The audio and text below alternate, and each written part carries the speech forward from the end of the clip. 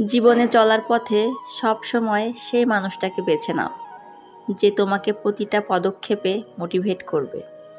কারণ কে কতটা দেখতে সুন্দর, কে কতটা স্মার্ট, কার কত ভালো ড্রেসিং সেন্স, এই ব্যাপারগুলো ইনস্টাগ্রাম আর ফেসবুকের মধ্যেই সীমাবদ্ধ থাকে।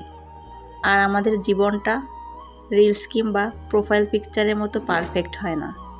এখানে আমরা প্রতিনিয়ত আঘাত পাই, ক্ষতবিক্ষত হই, আমাদের কান্না পায়, মাঝে মাঝে আমাদের সব কিছু ছেড়ে পালিয়ে যেতে ইচ্ছে করে।